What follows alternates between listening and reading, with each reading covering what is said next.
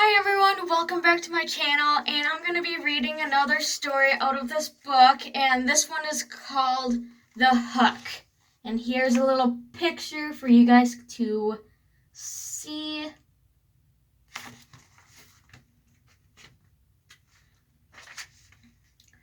Donald and Sarah went to the movies. Then they went for a ride in Donald's car. The parking They parked a bit on a hill at the edge of the town, before they could see the lights up and down the valley. Donald turned the radio and found some music, but the announcer broke it in with a news bulletin. A murderer had escaped from the state prison. He was armed with a knife and was headed south on foot. His left hand was missing, and in this place he wore a hook. Let's roll down the windows and lock the doors, said Sarah. That's a good idea, said Donald. That prison isn't too far away, said Sarah. Maybe we really should go home. But it's only 10 o'clock, said Donald. I don't care what time it is, she said. I want to go home, she said. Look, Sarah, said Donald. He's not going to climb all the way up here. Why would he do that? Even if he did, all the doors are locked. How can he get in? Donald, he could take that hook and break through the window and open the door, she said. I'm scared and I want to go home. Donald was annoyed. Girls are always afraid of something, he said.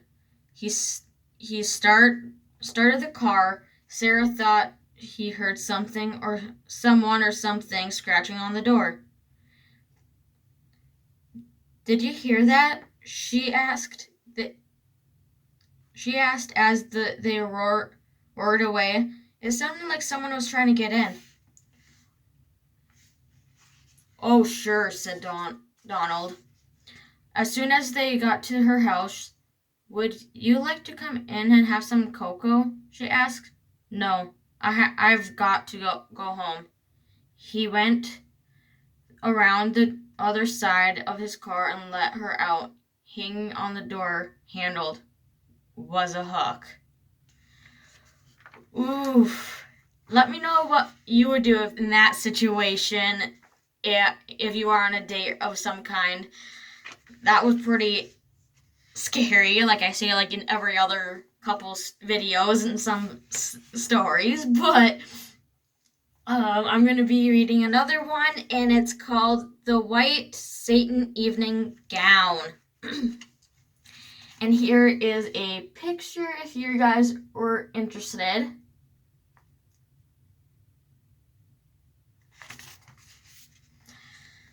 A young man invited a young woman to a formal dance, but she was very poor and she could not afford to buy the evening gown she needed for such an occasion.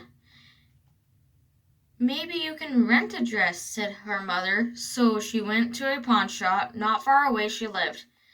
There she found a white satin evening gown in her size. She looked very lovely in it, and she was able to rent it out for a little bit. When she arrived at the dance with her friends, she was so attractive everyone wanted to meet her. She danced again and again and having a wonderful time. But then she felt dizzy and fainted, and she asked her friend to take her home. I think I have danced too much, she said to him. When she got home, she lay down on her bed. The next morning, her mother found the daughter had died. The doctor did not understand what has caused her death, so he had a coroner perform an episode. The coroner had found she had been poisoned by some fluids. It had been stopped her blood from flowing. There were traces of fluid on her dress. He decided it had entered her skin when she perspired while she was dancing. The pawnbroker said he thought the dress was on Dr. Helper. It had been useful for a funeral for another young woman and helped her, and the helper had stolen it before she was buried.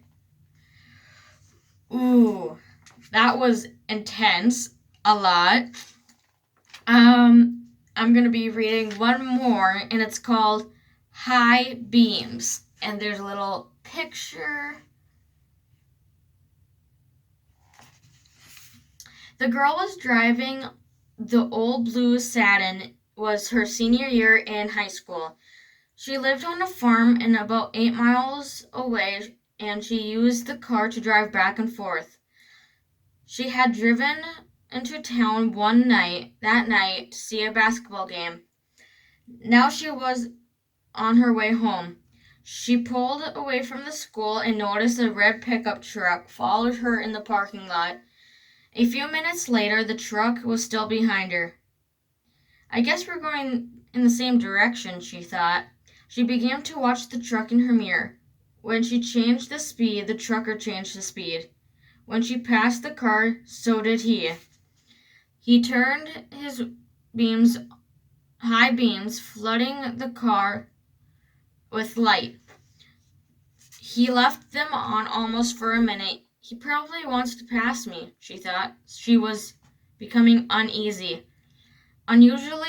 Usually, she drove home back over in the back road. Not too many people went that way, but she turned onto the road, so did the truck.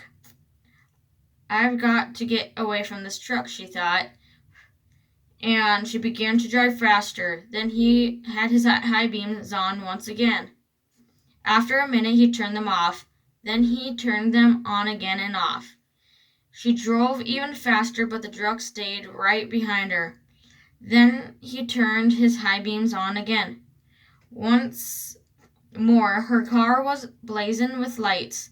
What is he doing? She wondered. What does he want? Then he turned them off again. A minute later, he had them on again, and then turned them off, and left them on. At least she pulled into her driveway. The truck pulled right behind her. She jumped from the car and ran to the house and called the police. She screamed. Call the police, she screamed at her father. Out of the driver, she see the driver in the truck. He had a gun in his hand. When the police arrived, they started to arrest him, but he pointed to the girl's car. You don't want me, he said. You want him. Crouched behind over the seat was a man with a knife. As the driver of the truck explained it, the man slipped into the cars just before she left school. He saw it happen, but there was no way he could stop it. He thought about getting the police, but he was too afraid to leave her. So she followed her car. Each time the man in the back seat reached over, power her.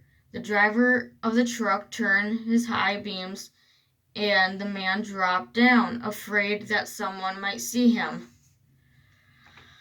Ooh, that was intense. And the guy in the truck was practically saving her life.